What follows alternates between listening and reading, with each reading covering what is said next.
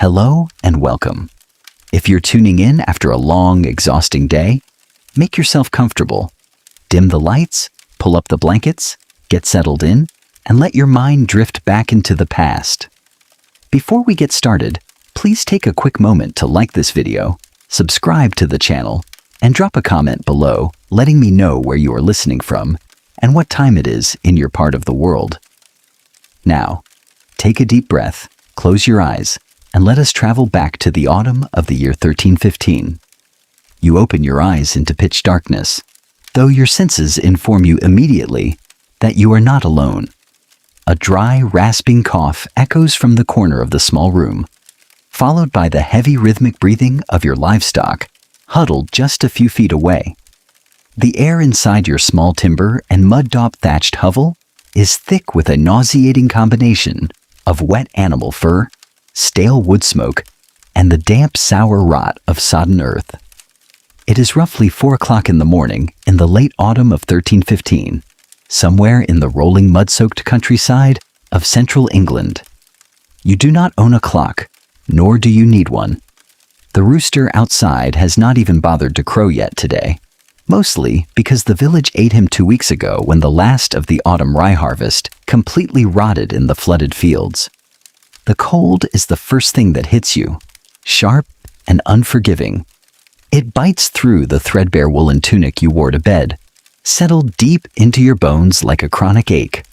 For months now, the rains have not stopped. The sky over England has been a perpetual sheet of bruised gray slate, dumping endless torrents of relentless water upon the earth until the soil dissolved into a treacherous sea of thick, sucking mud. They will eventually call this era the Great Famine, a cataclysmic agrarian disaster triggered by terrible climate shifts across northern Europe. But to you, it is simply called staying alive until tomorrow. You shift slightly on your mattress, which is really just a loose sack of canvas filled with flattened, moldy straw that rustles beneath your weight. The straw smells vaguely of mildew and old rain, long past its prime. Beside you, your spouse turns over in their sleep, pulling the frayed wool blanket tighter around their shoulders, while 2 of your children curl closely against your side for basic warmth. Their little bodies are bony and sharp against yours, every rib painfully distinct through their rough smocks. You lay there for a moment in the dark, staring up toward the hidden rafters of the ceiling, where the soot from the central open fire pit has accumulated over years into a thick, tarry crust. Every breath you take tastes faintly of oak charcoal and damp turf. Outside, the rain continues its ceaseless drumming against the thick thatch roof. It is a wet, heavy thudding sound, punctuated occasionally by the terrifying sound of water dripping through a fresh leak somewhere near the corner where you store your last prized possessions. You listen carefully, praying that the drops are missing the small wooden tub containing your remaining reserve of dry oats. Sound relaxing? It certainly is not, but this damp, smoky box is your home, and you are a serf tied irrevocably to the soil of your lord's manor. Slowly, agonizingly, you swing your legs off the straw mattress and sit up. Your knees crack loudly in the damp quiet of the morning. Your joints ache with the dull, thumping pain of early-onset osteoarthritis, a mandatory souvenir gifted to nearly every 30-year-old medieval peasant who spends 12 hours a day bent double over cold stone and sodden soil. Your feet hit the dirt floor, which is cold and slightly slick with tracking mud from the previous night. You sit in the dark for a moment, waiting for your head to stop spinning from the lack of calories. You have eaten less than 500 calories a day for the past 3 weeks, mostly consisting of watery broth made from boiled wild herbs, cabbage leaves, and crushed acorns. Your body is running on pure survival instinct, cannibalizing its own muscle tissue to keep your heart beating. You reach out into the gloom with a calloused, dirt-caked hand, feeling along the wall for your leather boots. They are stiff and hard as timber, soaked through from yesterday's labor, and frozen almost solid by the overnight chill. You drag the stiff leather boots over your rag-wrapped feet, wincing as the icy material contacts your cracked skin. There are no socks in your wardrobe, only strips of coarse linen wrapped tightly around your feet to prevent the leather from chewing your flesh down to the bone. You pull the laces tight, knotting the frayed leather cords with fingers that are stiff, dirty, and numb from the cold. Next comes your outer tunic, a heavy garment made of undyed, coarse homespun wool known as russet. It is rough, scratchy, and permanently stained with a gradient of brown mud around the hemline. It has never been washed in the modern sense. Washing wool in mid-autumn would mean wearing wet wool for 3 weeks until it rotted off your back. Instead, you brush off the dried crusts of mud when they get too heavy, accepting the permanent musky stench of sheep lanolin, human sweat, and peat smoke as your natural perfume. You fasten a thick leather belt around your waist, pulling it 2 notches tighter than you did last month to accommodate your rapidly shrinking waistline. Suspended from this belt is your primary tool and sole weapon, an iron utility knife with a worn horn handle, its blade scratched and stained from years of slicing everything from turnip tops to stubborn rope. Now fully dressed, you move quietly across the earth floor toward the center of the hut where the hearth lies. The hearth is not a majestic stone fireplace with a brick chimney like a lord's castle might possess. It is simply a shallow pit dug into the center of the dirt floor, surrounded by a ring of blackened river stones. Because there is no chimney, the smoke from the fire rises up into the open room, filling the upper half of the hut before slowly oozing out through a small hole in the thatch or seeping through the porous walls. This means that for your entire life, you have lived in a light, constant fog of wood smoke. It turns the whites of your eyes a dull, bloodshot yellow and gives every adult in the village a persistent, wheezing cough. You kneel by the ash pit and scrape away the top layer of gray embers using a flat piece of slate. Deep beneath the ash, a tiny spark of yesterday's fire still glows red, a stubborn little coal kept alive through the night. You blow on the ember gently, your hot breath fanning the faint red light until it brightens against the dark. You feed it a tiny handful of dry moss and thin birch twigs you managed to keep dry under your bed. A whisper of white smoke curls upward, followed by a fragile yellow flicker of flame. You add a few larger sticks of damp hazelwood, which hiss and spit angrily as the moisture inside them turns to steam. The small fire casts long jumping shadows across the interior of your dwelling. The room is tiny, perhaps 15 feet by 20 feet in total, constructed from wattle-and-daub, a framework of woven wooden sticks plastered over with a mixture of wet clay, straw, and cow manure. The walls are thick and reasonably windproof, but after weeks of rain, the clay is soft to the touch and smells strongly of wet barnyard. In the flickering firelight, you can see the rest of your household waking up. Across the room, tied to wooden posts, stand your family's last remaining assets: a scrawny, hollow-ribbed milk cow named Agnes and a pair of shivering chickens. In normal years, the cow would be outdoors in the pasture, but in these desperate times, leaving livestock outside overnight is an open invitation to desperate wanderers or hungry neighbors who might slaughter them in the dark. Bringing the cow inside serves 2 purposes. It keeps her safe from thieves, and her massive body heat acts as a natural radiator, warming the cramped room by a few precious degrees. However, it also means you share your living space with a 400-pound animal that defecates whenever and wherever it pleases. The floor around the cow's rear legs is covered in a layer of old straw meant to soak up the waste, but the sharp ammonia smell of fresh urine is unmistakable and inescapable. You stand up, your joints popping again, and prepare for your morning hygiene routine. If you are expecting a brass sink, lavender soap, and a soft terry cloth towel, you are about 600 years too early and several social classes too low. Hygiene in a 14th century peasant village during a rain-drenched famine is a quick, functional affair focused entirely on basic survival, rather than personal comfort or cosmetic cleanliness. You walk over to the wooden bucket sitting near the door. It contains cold rainwater collected from the roof drip. You dip your cupped hands into the icy liquid, shivering as you splash it onto your face. There is no soap. Soap is a luxury item made from tallow and lye, used mainly by weavers for processing wool or by the wealthy. For you, plain cold water will have to do. You scrub your cheeks, your forehead, and your neck with your rough palms, dislodging the layer of soot and sweat that accumulated overnight. Next comes teeth cleaning. You take a small twig of hazelwood, chew one end of it until the fibers fray into a crude fibrous brush, and rub it vigorously against your teeth and gums. You spit a mouthful of gray water onto the dirt floor near the doorway.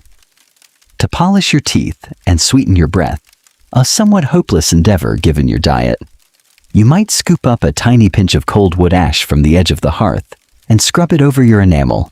It tastes bitter and chalky, leaving a dry, alkaline residue in your mouth. But the abrasive ash does a surprisingly decent job of scrubbing away plaque. You rinse your mouth with another gulp of bucket water, spit again, and wipe your beard with the sleeve of your wool tunic. Your hair, an unmanageable mop of brown lock that hasn't seen a pair of shears since midsummer, is simply combed through using your fingers to pull out loose bits of straw and wood ash. If you are feeling particularly thorough, you might use a double-sided horn comb, running the fine teeth through your hair to scrape out lice and their tiny white eggs, flicking them casually into the hearth fire, where they pop with a faint, satisfying crackle. With your morning wash complete, it is time to address your body's next demand: the latrine. Facilities in a medieval serf's cottage are remarkably minimal. There is no indoor plumbing, no outhouse with a comfortable wooden seat, and certainly no toilet paper. In the corner of the cottage, hidden behind a hanging piece of coarse burlap, sits a simple wooden bucket or a large earthenware pot known as a chamber pot. However, for anything substantial, you step outside the heavy oak door of your home into the gloom of early morning. You open the door, and a blast of wet, cold wind hits you squarely in the chest, making you gasp. The sky is a pale, sickly lavender color, signaling that the sun is beginning to rise behind the thick blanket of gray clouds. You step out into the mud of your yard, carefully closing the door behind you to keep the precious heat inside. Your yard is a soup of gray-brown liquid mud that comes up to your ankles, making a thick, squelching sound with every step you take. You walk around to the back of your cottage, near the small garden plot that currently holds nothing but rotting, blackened cabbage stalks drowned by the rain. Here, a shallow pit has been dug into the earth, partially covered by a few wet wooden planks to keep the rain from filling it up too quickly. You squat over the pit, balancing your weight carefully on your heels so you do not slip into the muck below. The cold wind blowing across your exposed skin is a brutal motivator to keep this process as brief as humanly possible. As for wiping, there are no paper products available to a medieval peasant.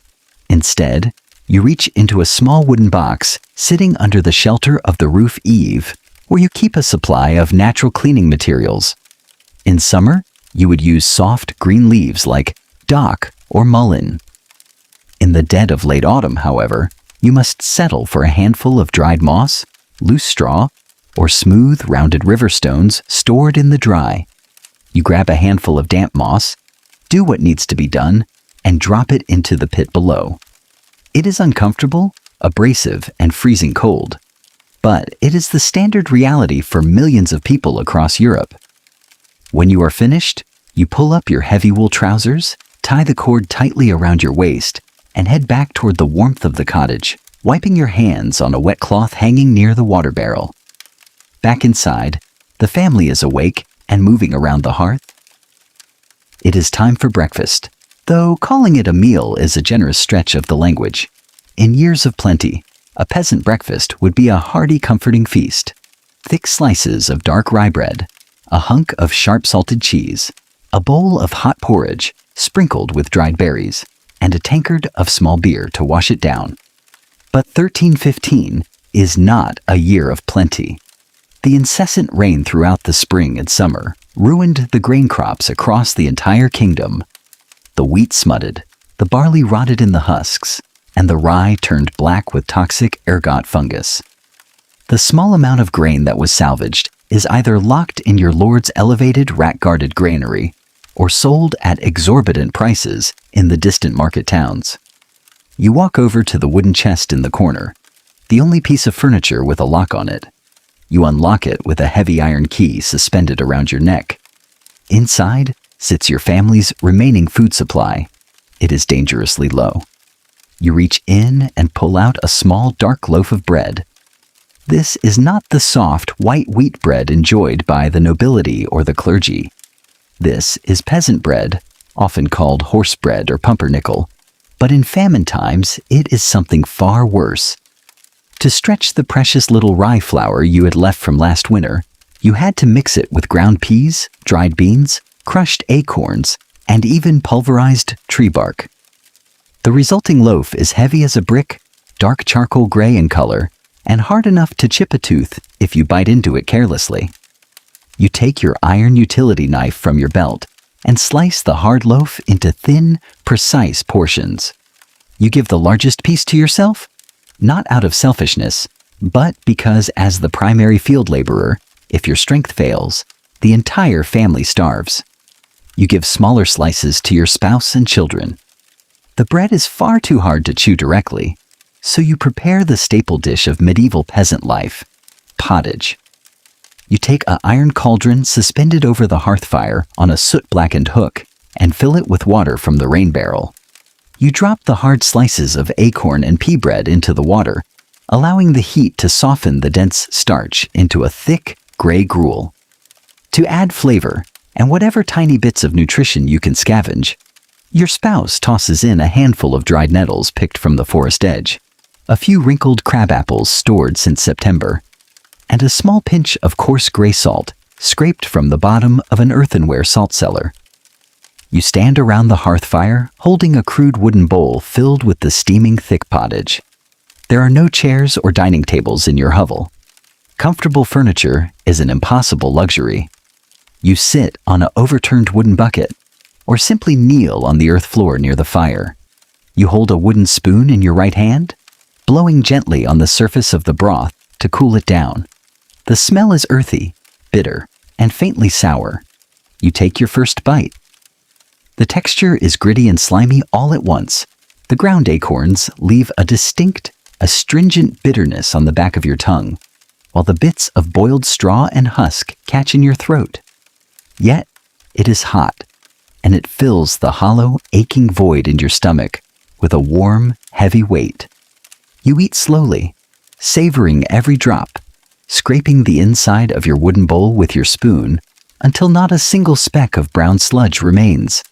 Your children eat quietly, their eyes large and sunken in their pale faces. There is no joyous morning chatter, no light-hearted laughter. Famine brings a heavy, quiet stillness to a household. Energy is a precious commodity, and wasting it on unnecessary talking is a mistake no one makes twice. Your cow, Agnes, lets out a low, mournful moo from her post in the corner, shifting her heavy weight and turning her dark eyes toward you. She, too, is starving. The hay crop was completely ruined by the endless rain, and her daily ration of dry straw is barely enough to keep her stomach churning. You walk over to her, pat her bony flank gently, and toss a small armful of damp hazel leaves and coarse grass into her wooden trough. She immediately buries her nose in it, tearing at the rough greenery with her flat teeth. While finishing your breakfast, you wash it down with a draft from a wooden tankard. You do not drink water if you can avoid it, even though you just used it for cooking. Water from shallow wells or rain catchments in a medieval village is notorious for causing violent belly aches, flux, and fever, as it is constantly contaminated by runoff from livestock pens and manure heaps. Instead, you drink ale. In normal times, your spouse would brew a fresh batch of small beer every week, a low-alcohol, unhopped beverage made from fermented barley or oats that provides safe hydration and vital calories. But barley is scarce now. The ale you are drinking today is thin, watery, and distinctly sour, brewed from recycled grain mash that has already been used twice before. It has a pale, cloudy straw color and tastes like sour dishwater, but the mild alcohol content kills off the worst of the waterborne bacteria, making it safe enough for you and your family to consume. Now fed, you must prepare yourself for the long hours of grueling physical labor that await you. As a serf, your life is dictated by the feudal system. You do not own the land you farm. You hold it in villanage from the local lord of the manor, a wealthy knight or baron who lives in the stone manor house on the hill half a mile away. In exchange for the small plot of land that feeds your family, you owe the lord week work, a mandatory number of days every week spent performing unpaid labor on the lord's personal estate, known as the demesne. In addition to week work, you owe extra seasonal labor called boon work during planting and harvest times, as well as various taxes paid in grain, chickens, eggs, or coin whenever a family member marries, dies, or inherits property. Before heading out into the relentless rain, you must equip yourself for the weather as best you can. There are no waterproof Gore-Tex jackets, rubber boots, or plastic umbrellas in 1315.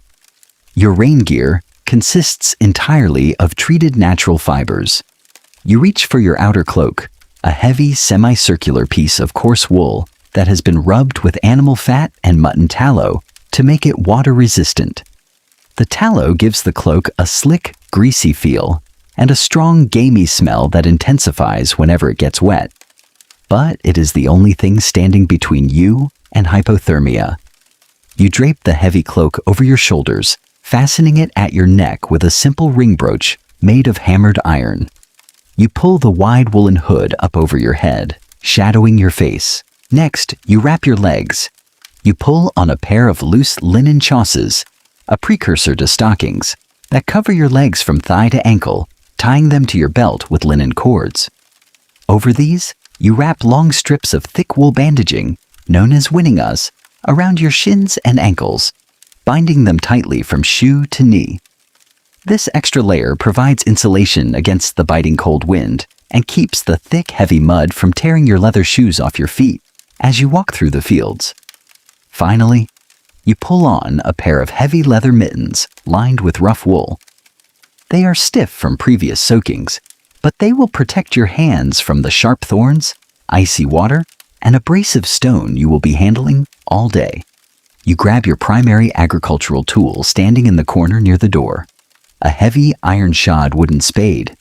The shaft is made of seasoned ash wood, polished smooth by years of hand sweat, and the blade is a thick slab of oak edged with a strip of hand-forged iron. It is heavy, clumsy, and requires immense physical exertion to drive into the wet earth. But it is your lifesaver. You check your knife one last time, tuck a small leather pouch containing a piece of flint and steel into your inner belt, and take a deep breath. You look back at your family standing near the dying coals of the hearth fire. Your spouse gives you a brief, grim nod of understanding. There are no sweet words or dramatic farewells. In the autumn of 1315, survival is a cold, silent business, calculated in hours and physical endurance. You turn, lift the heavy wooden latch of the front door, and step out into the gray, drizzling gloom of the morning. The cold wind catches your hood immediately, pushing the wet wool against your forehead as you take your first heavy steps through the sea of mud toward the Lord's fields. But before you can even reach the edge of the village, a commotion near the churchyard gate catches your eye, signaling that your morning commute is about to get significantly more complicated. You pause at the edge of the village track, your heavy leather boots sinking 3 inches into the pale, churned mud. Through the steady drizzle, a small crowd of your neighbors has gathered outside the low stone wall of the parish churchyard. They are huddled together under sodden woolen hoods, their breath blooming in pale white clouds against the cold morning air. You drag your heavy wooden spade behind you, the iron-edged tip leaving a narrow groove in the mud as you walk over to join them. In the center of the gathering stands the parish priest, a gaunt man whose black wool cassock is splashed with mud up to the knees. He is holding a small brass handbell, its clapper ringing with a dull, wet clink that lacks any cheerful resonance. Beside him, lying on an improvised stretcher made from 2 sturdy ash poles and a piece of coarse sackcloth, is the body of old Walter, the blacksmith's elder brother. Walter was nearly 50 years old, an exceptionally advanced age for a peasant in these times, but the relentless wet winter rot and a complete lack of food finally caught up with him last night. The priest is not performing a grand Latin requiem or sprinkling costly incense. Incense is a far-off memory from the cathedral towns, and the parish priest himself looks as though he hasn't eaten a full meal since the feast of St. Michael in September. He simply mutters a hasty Latin prayer, his hands trembling with the cold, while 2 young men from the village use wooden shovels to dig a shallow trench in the waterlogged soil near the churchyard wall. The earth here is so saturated that water pools in the bottom of the grave almost as fast as they can throw the dirt out. You stand in silence, taking off your wet wool cap out of respect, feeling the cold rain fall directly onto your tangled hair. Death is a frequent quiet visitor in the autumn of 1315, but it carries a dark practical complication for those left behind. Under the customary law of the manor, when a serf dies, the lord is entitled to a death duty known as a heriot. The heriot requires the deceased's family to surrender their best head of livestock to the lord's bailiff as a tax for transferring the tenancy of their land to the surviving heir. You glance over at Walter's weeping widow, standing near the church porch, and you know exactly what she is thinking. Their best animal was their single work ox. Without that ox, her young sons will have to drag the wooden plow through the heavy clay fields using their own bare feet and starving muscles. The priest finishes his blessing with a quick sign of the cross, and the crowd begins to disperse, heads bowed against the wind. Death is sad, certainly, but lingering in the cold churchyard will not pay your lord's taxes or fill your own empty stomach. You pull your wool hood back over your head, grip the wet wooden shaft of your spade, and turn your face toward the open field system at the edge of the manor. Your commute to work is not a casual stroll down a paved sidewalk. There are no roads in the medieval countryside, as modern people understand them. The highway connecting your village to the nearest market town is nothing more than an ancient dirt track, cut deep into the landscape by centuries of wooden cartwheels, iron horseshoe nails, and millions of human feet. After 6 straight months of torrential downpours, this track has completely collapsed into an impassable river of liquefied clay and liquid manure. Every step you take is a deliberate physical struggle against gravity and friction. The gray-brown mud of central England possesses a dark, sticky property that seems almost malicious. It coats your boots in thick, heavy layers, turning each foot into a 10-pound weight that must be peeled out of the ground with a wet, sucking sound. You walk along the elevated grassy bank at the edge of the ditch to avoid the deepest ruts, but the dead, wet grass is slick as grease. Once, twice, your foot slips out from under you, and you have to throw your arm out to catch your balance, narrowly avoiding a face-first dive into the ditch. As you walk, you pass the landscape of your everyday life. On your left is the common pasture, normally filled with grazing sheep, cattle, and swine. Today, it looks like a desolate marshland. The sheep are huddled under a grove of naked oak trees, their fleece so heavy with absorbed rainwater that their backs sag toward the ground. Many of them are coughing with a harsh, rattling wheeze, a clear sign of liver fluke, a parasitic rot caused by grazing on waterlogged pastures that will claim half the village flock before Christmas. On your right lies the Lord's fish pond, its wooden dam bulging dangerously against the swollen brown water flowing down from the hills. The air smells overpoweringly of damp rot, sulfur, and stagnant water. It is an environment that feels entirely hostile to human existence, as if the earth itself is trying to slough off the people trying to farm it. Yet, amidst the gloom, you see other figures moving across the gray horizon.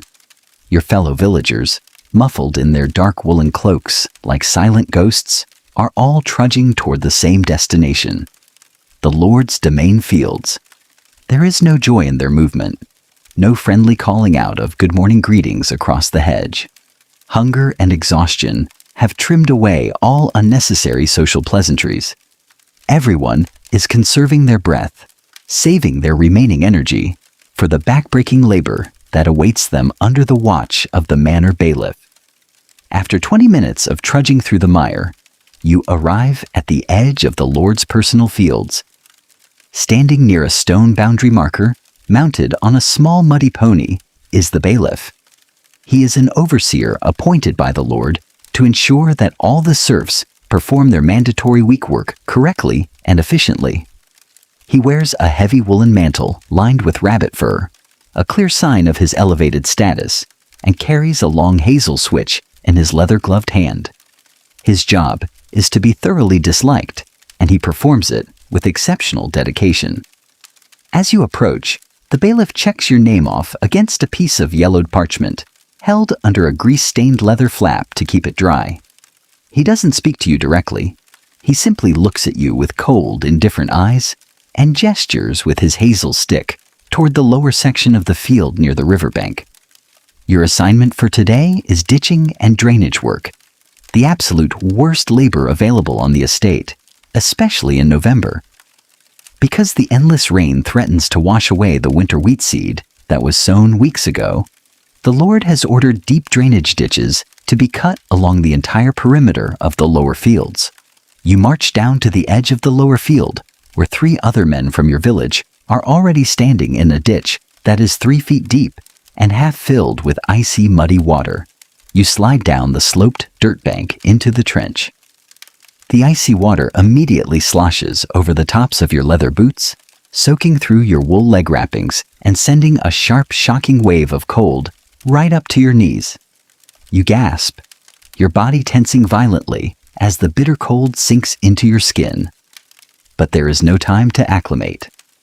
The bailiff is watching from his pony on the ridge above, and any serf caught idling or leaning on his spade will be fined 2 pence at the next manor court, a sum that represents nearly a week's worth of income. You grip the ash handle of your spade, position the iron blade against the wet clay wall of the ditch, and drive it down with the heavy heel of your boot. The blade cuts into the dense blue-gray subsoil with a wet, heavy chunk sound. You bend your knees, arch your back, and lever the heavy wooden handle backward, scooping up a 20-pound slab of dripping clay. You lift the spade above your head, swing your torso with a grunt, and toss the mud onto the upper bank of the ditch. You repeat this motion. Then you repeat it again, and again, and again. Manual ditch digging in wet, heavy soil is a brutal, repetitive form of physical labor that taxes every major muscle group in the human body. Within 30 minutes, despite the freezing wind blowing across the open field, sweat begins to pour down your face and neck. It stings your eyes and mixes with the rain dripping off the brim of your hood. Underneath your heavy wool tunic, your shirt becomes damp with perspiration, creating a terrible combination of internal heat and external frost. Your lower back hums with a deep throbbing ache that spreads upward into your shoulders and down into your hips. The rhythm of the work is hypnotic and relentless.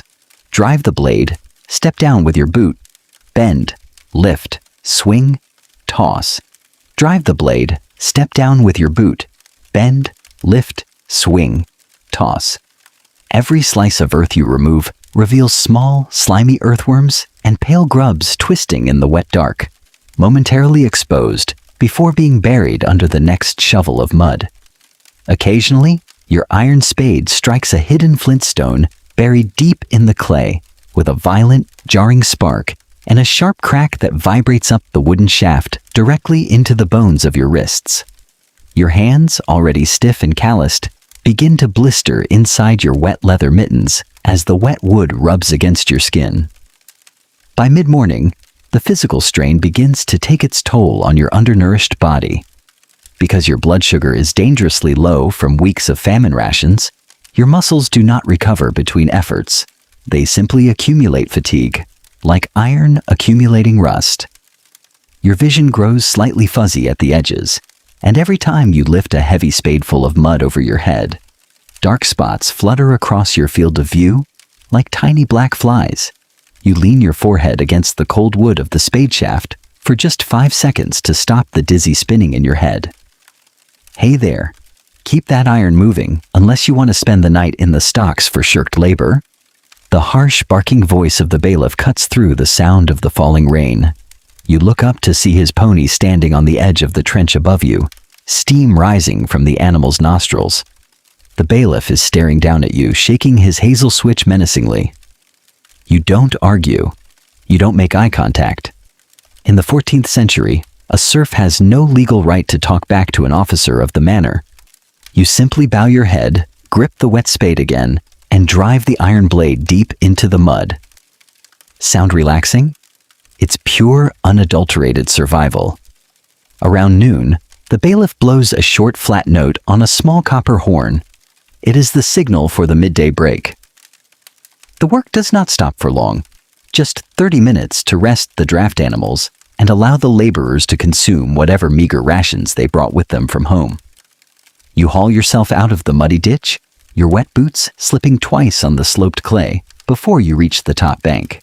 Your legs feel heavy as lead pipes, and your lower back is locked in a stiff, painful arch that takes several agonizing seconds to straighten out. You walk slowly over to the shelter of a large ancient oak tree at the edge of the field, where several other villagers are gathering to get out of the direct downpour. The canopy of the oak offers only minimal protection. Heavy cold water drops still fall steadily through the bare branches, plinking onto your broad wool shoulders. You sit down on a wet, lichen-covered stone at the base of the tree, letting out a long, shuddering sigh. You reach into the small leather pouch tied to your waist belt and pull out your midday meal. In good years, a peasant's midday meal during field labor was a joyful affair. A thick hunk of yellow cheddar cheese, a handful of dried salted pork or bacon, a wedge of fresh barley bread, and a leather flask full of strong dark ale. Today, your leather pouch contains only a cold, hard lump of the same dark acorn-and-pea bread you ate for breakfast, wrapped in a damp piece of linen. You pull your utility knife from your belt and use the steel blade to shave off thin, paper-like flakes of the hard loaf. Eating it whole would risk breaking a molar on a piece of unground pea shell or acorn husk. You drop the dry flakes into your mouth one by one, using your saliva to soften the bitter, chalky starch before swallowing. It tastes overwhelmingly of stale earth, tannic acid, and faint smoke, but your stomach accepts the raw calories with desperate gratitude. Beside you sits your neighbor, an older man named Thomas, whose family has farmed the adjacent strip of land for 3 generations. He is sitting on his haulms with his knees pulled up to his chest, his hands tucked deep into his sleeves to keep them warm. His face is gray, his cheeks hollowed out so deeply that his cheekbones look like sharp knives beneath his skin. He is chewing slowly on a small piece of dark dried meat that smells distinctly gamey and strange. You don't ask him where he got the meat. In 1315, asking a neighbor about the origin of their meat is a dangerous break of social protocol. It could be a poacher's snared hare from the Lord's private forest, a crime punishable by hanging or blinding, or it could be something far worse, taken from an animal that died of the murrain 3 days ago in a ditch. In times of severe famine, hunger erodes every social contract, and people learn to keep their eyes strictly on their own wooden bowls. To wash down your dry bread, you reach for your wooden canteen, but it is already empty. You walk over to a small mountain spring that trickles down from the rocky hillside at the edge of the oak wood. The water is crystal clear, but cold enough to set your teeth on edge. You kneel on a flat rock, cup your bare hands, and plunge them into the icy stream. You lift the water to your lips and drink deeply.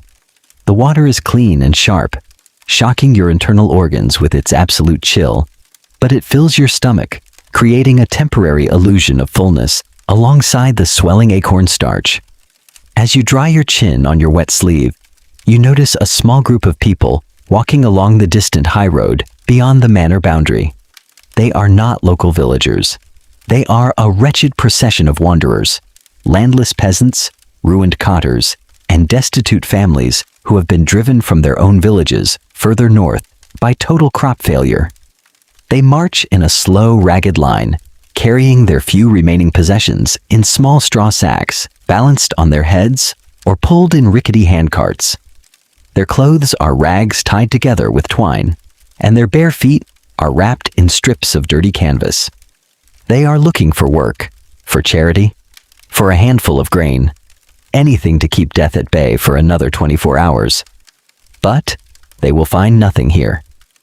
The local manor has already closed its gates to outsiders, and the parish priest has no alms left to give. If one of those wanderers collapses near the village hedge tonight, they will simply be buried in the churchyard tomorrow morning, without a name. You watch them pass in silence, knowing with absolute clarity that if next spring's barley crop fails as well, you and your family will be joining that quiet, desperate procession down the high road. The bailiff's horn sounds again, a sharp, unfeeling blast that shatters the silence of the midday break. The 30 minutes are up. You put your utility knife back into its leather sheath, wipe your wet hands on your thighs, and stand up. Your muscles have seized up during the short rest. Your knees groan as you straighten your legs, and your shoulders feel as though they have been beaten with a heavy oak club. You walk back down the sloped bank into the icy ditch, the mud sucking at your boots once again. You pick up your heavy ash spade, position the iron tip against the blue clay, and drive it down with the heel of your boot. Drive, step, bend, lift, swing, toss. Drive, step, bend, lift, swing, toss. The afternoon stretches out before you, like an endless gray corridor of physical pain and cold water. The rain begins to fall harder now, turning from a light drizzle into a heavy driving sheet that stings your face and turns the bottom of the ditch into a running creek of liquid mud. Hours pass with agonizing slowness. The sky overhead grows darker, shifting from slate gray to a deep, bruising purple as the short November afternoon begins to wane. By 4 o'clock, the light has failed almost completely, leaving the ditch in a misty, shadow-filled gloom. You can barely see the tip of your spade as it cuts into the earth, but the bailiff remains on his pony on the ridge above, a dark silhouette against the dying sky, ensuring that every last minute of mandatory week work is extracted from your exhausted body. Finally, just as the last pale light fades from the horizon, the bailiff blows his horn for the third and final time. The day's mandatory labor on the Lord's estate is officially over.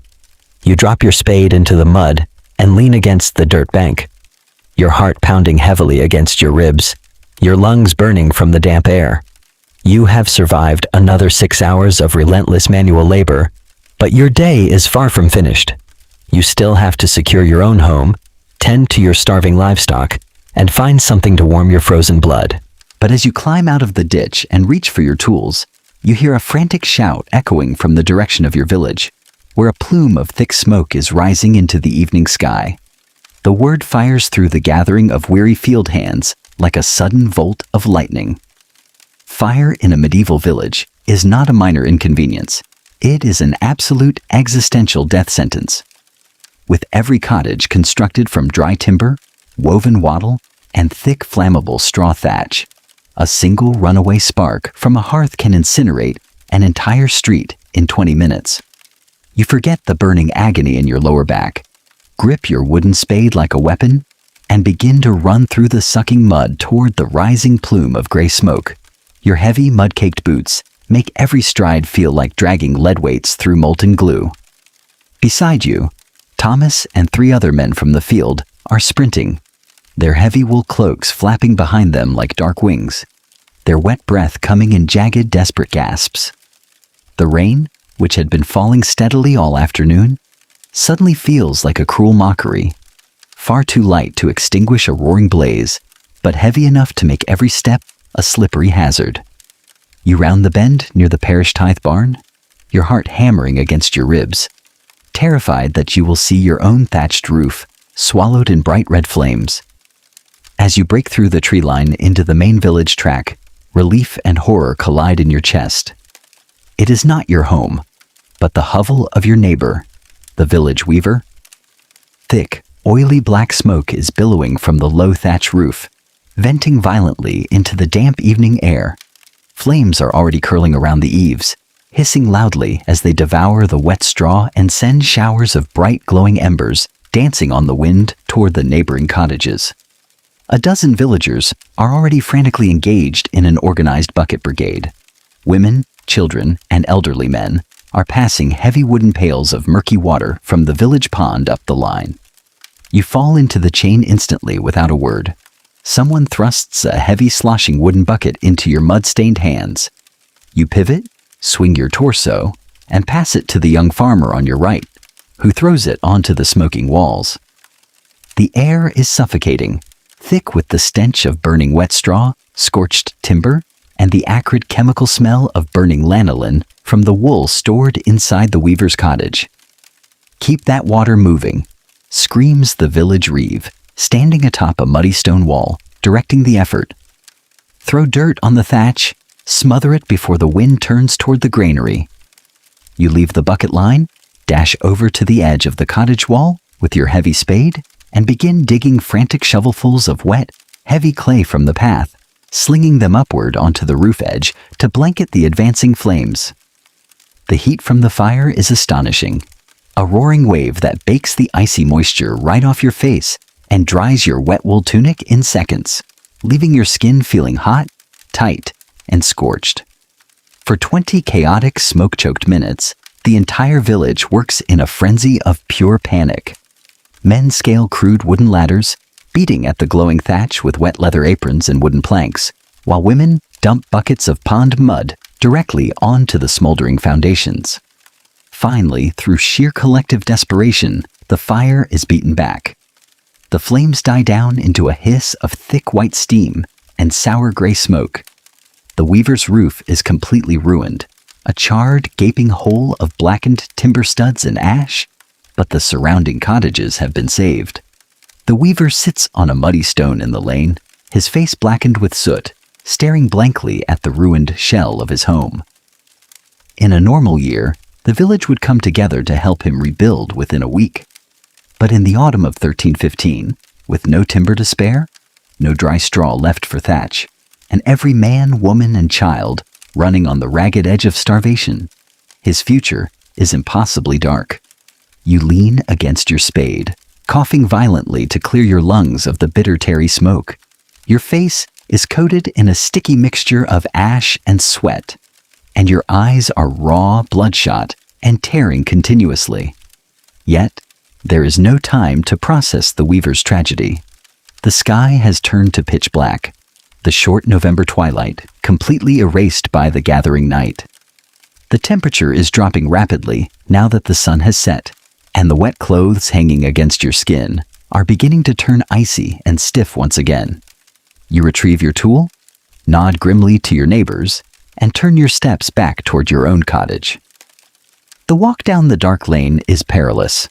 There are no street lamps, no glass windows casting cheerful light onto the mud, no moon behind the thick shroud of rain clouds. You navigate entirely by memory and touch, feeling the familiar curves of the earthen banks with the side of your boot and listening for the familiar, low sound of your own livestock inside your cottage wall.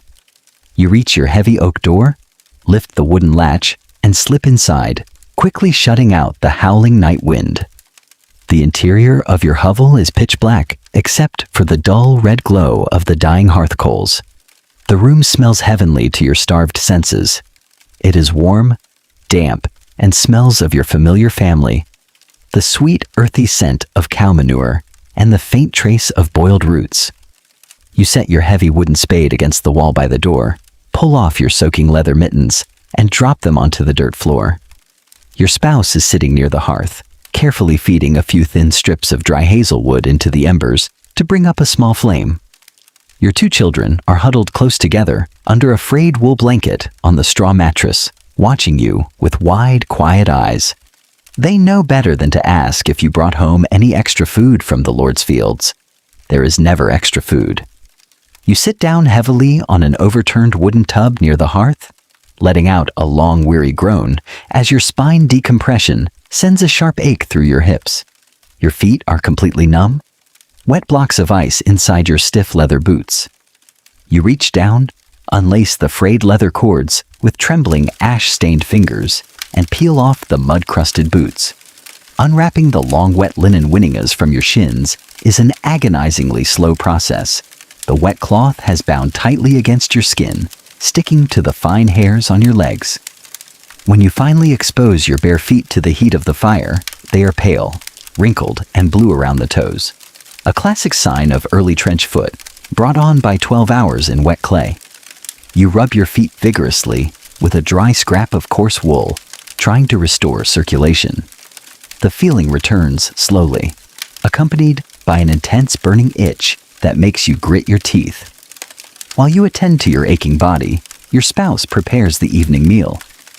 In medieval peasant culture, the evening meal, often called supper, is the primary sustenance of the day, meant to replenish the body after hours of brutal physical labor and sustain it through the long freezing night. However, in this dark autumn of 1315, supper looks remarkably like breakfast. Your spouse walks over to the small locked wooden chest, unlocks it with the iron key, and retrieves the remaining half of the dark, hard loaf of acorn, pea, and rye bread. There are no roasting meats, no fresh butter, no warm pasties. You watch as your spouse uses a heavy iron butcher's knife to chop the hard bread into small jagged chunks, dropping them into the iron cauldron suspended over the newly kindled fire. To make the supper slightly different from the morning meal, your spouse adds a small treasured ingredient. 3 wrinkled, salted leeks retrieved from an earthenware crock in the corner, and a small handful of dried pottage herbs, thyme, winter savory, and wild garlic, picked during the previous summer and dried from the ceiling rafters. The cauldron begins to bubble and steam, sending a savory, onion-scented cloud of steam into the small smoky room. While the pottage simmers, you must complete your evening domestic chores. A peasant's work does not end when the sun goes down. It simply shifts from the field to the household.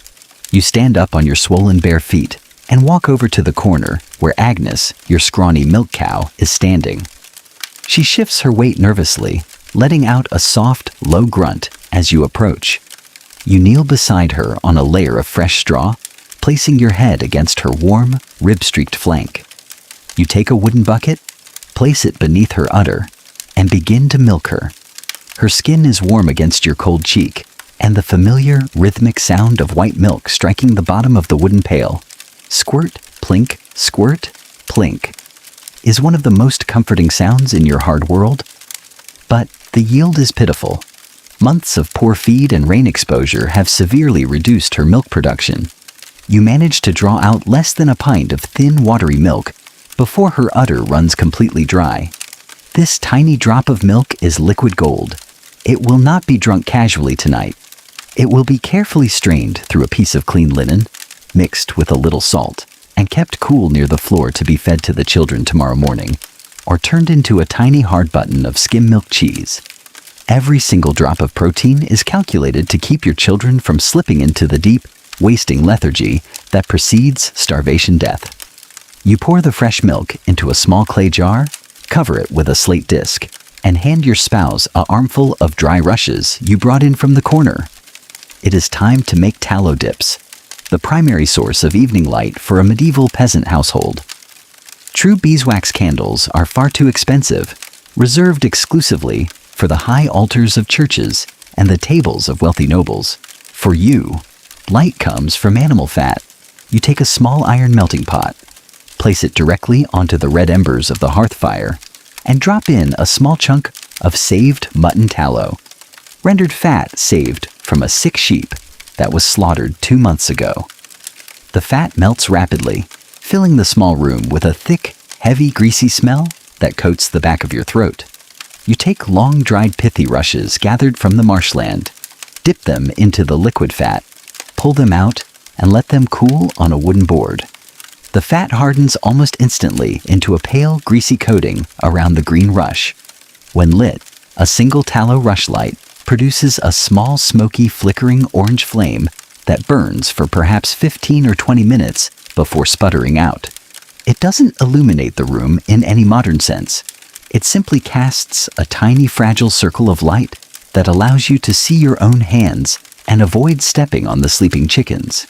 You light one rushlight and press its sticky, fat-coated end onto a flat river stone near the hearth. The tiny flame casts long dancing shadows across the wattle-and-daub walls, making the rough clay look like shifting, breathing skin. With the rushlight burning, you sit back down near the fire to attend to your tools and clothing. A vital evening task. If your leather boots rot from moisture, you cannot work. If you cannot work, your family forfeits their land. You take your stiff, mud-crusted boots, hold them near the fire to soften the leather, and take a dull iron scraper to remove the heavy clumps of dried gray clay from the seams and sole nails. Next, you reach into a small clay pot containing mutton fat mixed with pine resin.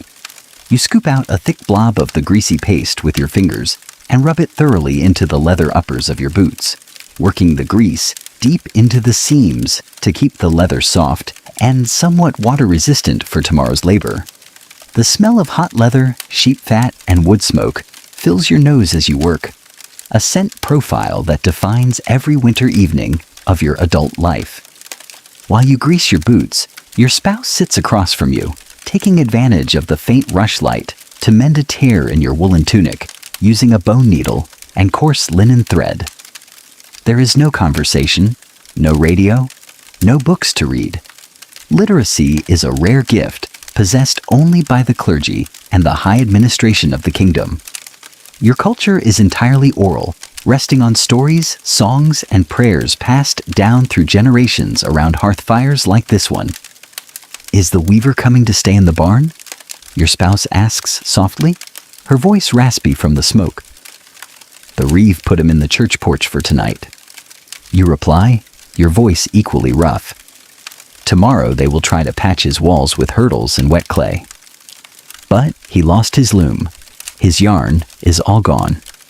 Your spouse nods slowly, pulling the bone needle through the thick russet wool with a sharp dragging sound. The loss of a loom is a catastrophe from which a family rarely recovers.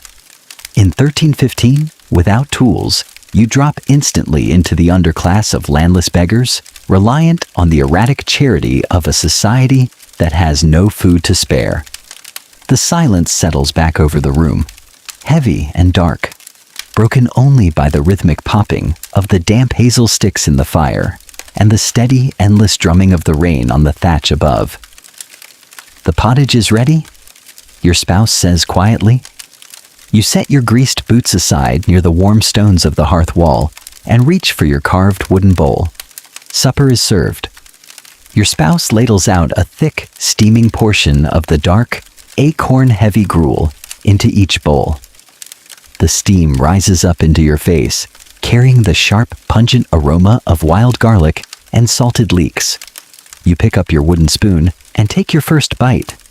The salt from the leeks helps mask the bitter tannic bite of the ground acorns, and the hot liquid warms your chest and stomach instantly, sending a pleasurable wave of heat through your shivering frame. You eat in focused silence, your children sitting close beside you, scraping their wooden spoons against the sides of their bowls until every last drop of gray broth is consumed. When the bowls are empty, your spouse takes a small crust of dry bread and uses it to wipe the inside of the iron cauldron, making sure not a single grain of starch is wasted. You wash down the simple meal with the last remaining swallow of thin, sour small beer from your wooden tankard. The sour liquid cleanses the heavy, chalky taste of the pottage from your mouth, leaving a faint, yeast-like aftertaste. With supper finished, the evening begins its final, slow descent into night. The single tallow rushlight on the stone near your feet flickers wildly as a draft of cold air seeps under the oak door, then sputters out with a small hiss, leaving the room illuminated only by the dull, deep red glow of the dying hearth coals. Your body is completely exhausted, every muscle heavy and sore from the day's backbreaking labor in the muddy drainage ditches and the frantic firefighting effort. The constant chill that has settled deep into your bones all day begins to give way to a heavy, thick lethargy. You feel your eyelids growing heavy, your thoughts slowing down to a crawl like cold molasses. However, before you can yield to sleep and crawl onto your straw mattress, there is one more essential task that must be performed to ensure your family survives the freezing night. You must prepare the hearth for the long hours until dawn, guaranteeing that the precious ember within the ash pit does not go out. But as you stand up from your wooden tub to tend to the dying fire, a sudden sharp tapping sound on the heavy wooden doorframe outside causes you to freeze in the dark. You stand frozen in the darkness, your hand hovering just inches above the dying hearth coals. Every muscle in your body is tense, your heart thumping against your ribs with sudden, cold dread. In the autumn of 1315, an unexpected knock at the door after nightfall is almost never a harbinger of good news. It is rarely a friendly neighbor coming to share a jovial story. It is usually a desperate highwayman looking for grain, an official bringing news of a new royal tax levy, or a neighbor bringing word of another village tragedy. You reach down into the darkness near your right boot, your fingers closing around the cold, familiar horn handle of your iron utility knife. You don't draw the blade, but holding the metal gives you a tiny, fragile sense of security. You step quietly across the packed dirt floor toward the heavy oak door, avoiding the patches of loose straw where the cow stands, resting your bare feet gently on the earth so as not to make a sound. Who approaches the door at this hour? You call out, keeping your voice low, gruff and steady, trying to sound much larger and far more dangerous than an exhausted, starving peasant actually is. From the other side of the thick timber planks comes a heavy, wet cough, followed by the sound of someone shivering violently against the wood. It's Thomas. A raspy, familiar voice whispers through the narrow gap under the lintel. Open up, for Christ's sake. It's freezing out here. You let out a long, quiet breath, slide the iron knife back into your belt, and lift the heavy wooden latch. You swing the door open just a few inches, allowing a sharp, icy draft of night wind and drizzle to slice into the warm room. Standing on the muddy threshold is your neighbor Thomas, wrapped in his heavy, wet woolen cloak.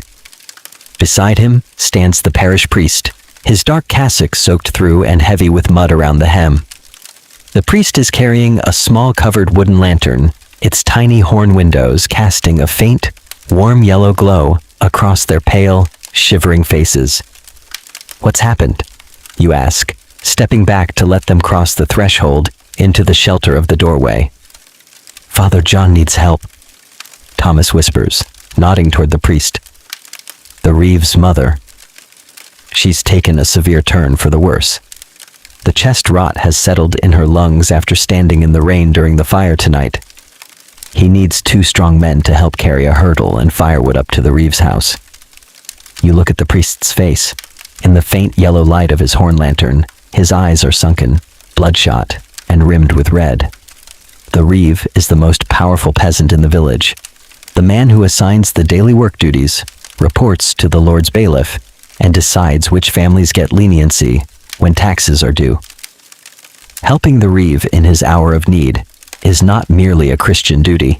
It is a vital political investment for your family's future survival.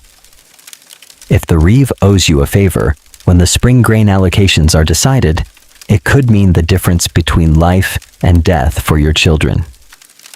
Give me a moment, you say quietly. You step back into the dark room, pull your heavy tallow-greased wool cloak over your shoulders, and slide your feet back into your cold, stiff leather boots. You don't bother to lace them fully.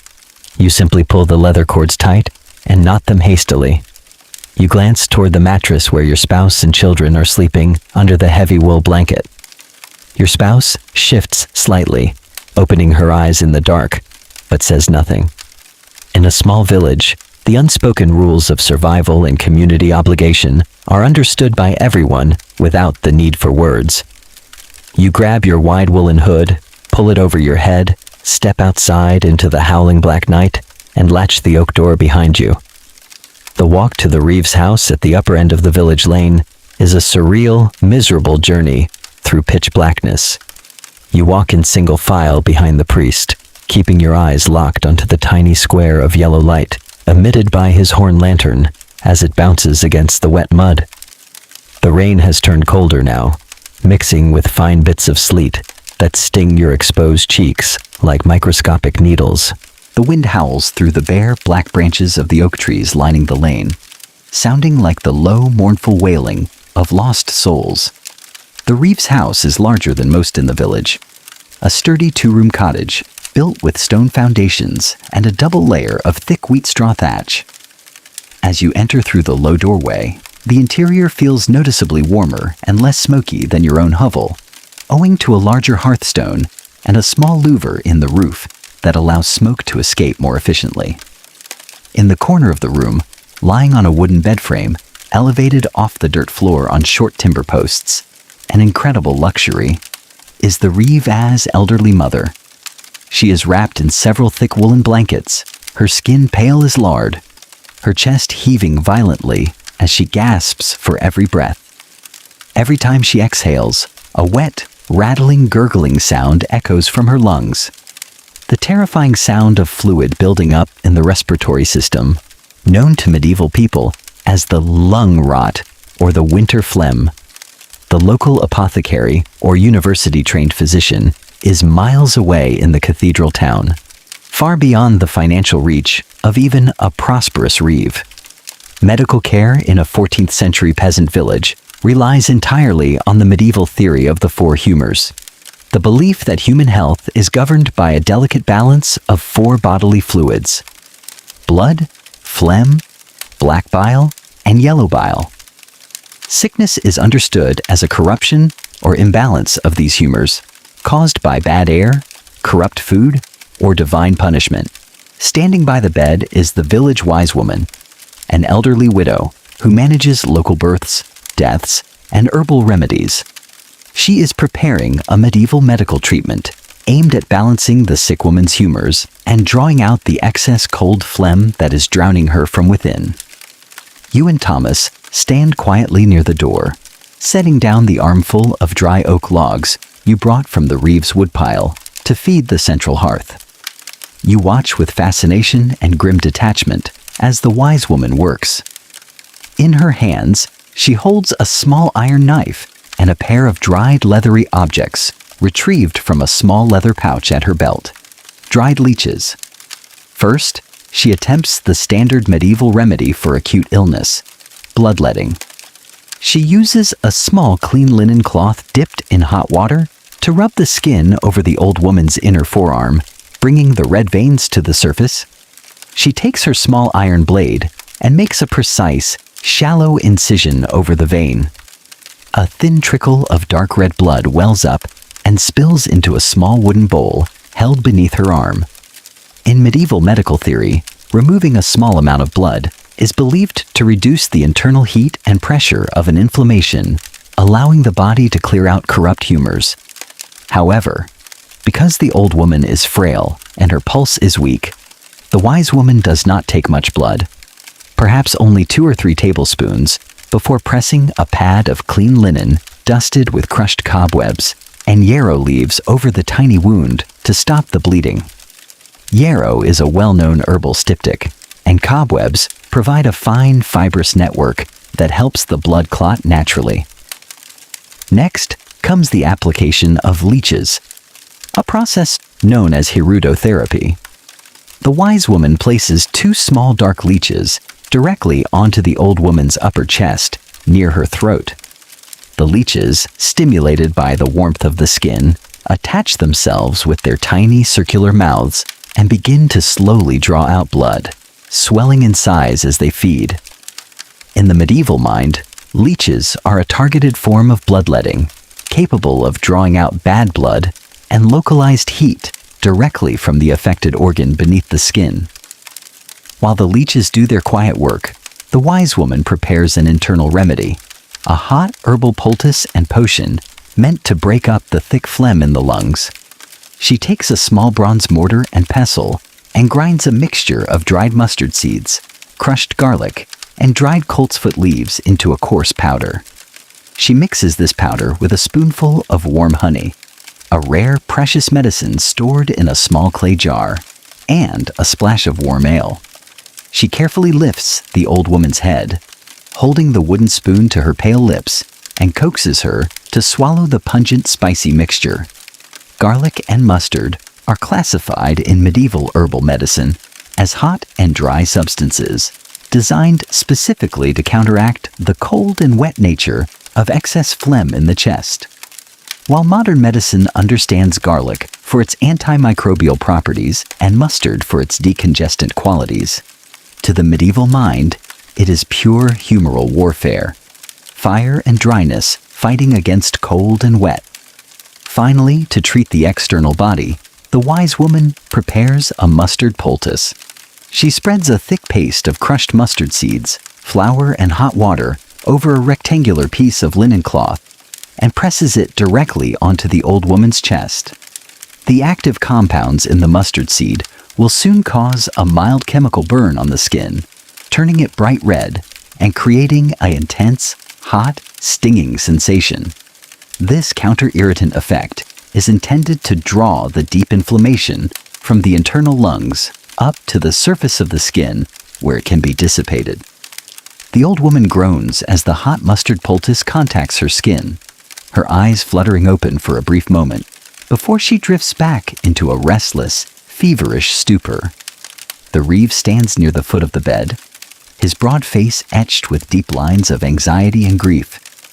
He reaches into his leather pouch, pulls out a small silver penny, a significant sum of money for a peasant, and hands it to the parish priest to pay for a series of masses to be said at the church altar tomorrow morning for his mother's soul. You and Thomas finish stacking the firewood near the hearth wall, ensuring the Reeves household has enough fuel to keep the room hot and dry throughout the night. The Reeve turns to you both, his eyes weary. "Thank you, brothers," he says quietly, his voice heavy with emotion. "You have done a good deed tonight, when the communal wood-gathering rites for the Lord's forest are assigned next week. I will see to it that your households get first access to the fallen ash timber." You nod silently, accepting the gesture with quiet gratitude. In a world with no social safety nets, insurance policies, or state welfare, mutual obligation and local favor are the currency that keeps a family alive during a catastrophe. Your short, miserable excursion out into the icy midnight air has earned your family a winter supply of dry firewood, a massive victory in the relentless calculus of survival. You and Thomas bow your heads respectfully to the priest and the wise woman, step out through the low door, and plunge back into the freezing, rain-soaked blackness of the village lane. The walk back to your cottage is fast and silent. The icy sleet has begun to settle on the mud, forming a thin, crunchy crust over the deep ruts that shatters under your leather boots with every step. Your feet are completely numb again, your face burning from the icy wind, but inside your chest, a small flame of relief warms your spirit. You made it through the day's labor, you survived the village fire, and you secured dry timber for the coming freeze. You reach your cottage, lift the wooden latch, and slip inside, closing the heavy oak door firmly against the dark, howling wilderness outside. The interior of your home is quiet, warm, and dark. The smell of wood smoke, wet wool, and your resting cow enfolds you like a familiar protective blanket. You strip off your heavy, greasy wool cloak, drop your stiff leather boots by the door, and walk quietly across the dirt floor on your bare, calloused feet. You kneel by the central hearth pit. The red coals are fading fast, threatening to die out before dawn. You take a wooden ash scraper and carefully gather the glowing coals into a small pile in the center of the pit. You cover the embers with a thick layer of dry gray ash scraped from the edges of the hearth, packing it down gently with the flat of your hand. This process, known as banking the fire, starves the coals of oxygen while insulating them from the cold air, ensuring that a tiny hot ember will remain alive deep beneath the ash until you wake tomorrow morning. With the fire banked, the last faint light in the room dies away, leaving the hovel in absolute, velvety blackness. You walk softly over to your straw mattress in the corner, unbuckle your leather belt, set your utility knife safely on a small wooden ledge near the wall, and slide under the heavy frayed woolen blanket beside your family. The cold air of the room rests heavy on your face, but under the blanket, the combined body heat of your spouse and children creates a small comforting sanctuary of warmth. You pull the rough wool blanket up to your chin, feeling the coarse fibers against your skin. Outside, the sleet drum rolls against the thick thatch roof, and the wind howls through the wooden rafters. But inside your damp, mud-walled box, you are safe, dry, and alive. Your mind begins to drift, floating away from the cold mud, the aching muscles of your back, and the bitter taste of acorn bread. Tomorrow will bring another 12 hours of grueling labor in the Lord's drainage ditches, another battle against hunger, cold, and wet rot. But that is tomorrow. Tonight, your body has earned its rest, and the quiet, heavy darkness of the medieval night enfolds you in a deep, dreamless sleep. The quiet rhythm of your small home takes over as the night settles deep into the timbers. The dark inside the hovel is absolute now, thick and velvety, broken only by the microscopic red glow hidden beneath the mound of bank ash in the hearth pit. Outside, the harsh whipping sound of sleet against the thatched roof softens into a gentle, rhythmic patter, a steady cold lullaby echoing across the waterlogged fields of central England. Your body sinks heavily into the straw mattress, feeling every single hour of the day you have just survived. The deep, dull ache in your lower back, the tender blisters on your calloused palms from the heavy ashwood spade, the sharp bite of the cold in your joints, all of it begins to dull, dissolving into the heavy, inescapable weight of physical exhaustion.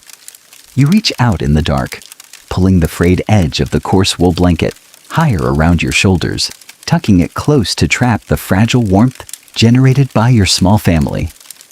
Beside you, your children breathe in long, quiet, rhythmic waves, their small bodies warm and still against your side. Across the room, Agnes the cow shifts her weight with a slow, soft rustle of dry straw, letting out a deep, contented sigh before settling onto her side. The familiar, earthy sounds of your humble home surround you, like a protective shield against the vast, unforgiving winter night waiting beyond your oak door. You have faced the biting frost of the morning, the sour taste of acorn pottage, the backbreaking labor of the Lord's drainage ditches, the terrifying chaos of the village fire, and the icy gloom of the night track. You have met every demand this relentless world placed upon you today, and you have carried your family through to another nightfall. There are no more taxes to calculate tonight, no bailiff's horn to dread, no muddy ditches to dig. The work of the day is done, and the worries of tomorrow can wait until the morning ember is fanned back to life. Let the cold wind blow through the dark bare branches of the oak forest outside. Let the rain fall upon the flooded fields. Here, under the heavy wool and the thick thatch roof, you are safe, you are warm, you are at rest. Feel your breathing slow down, matching the quiet, gentle rhythm of the rain tapping on the roof above.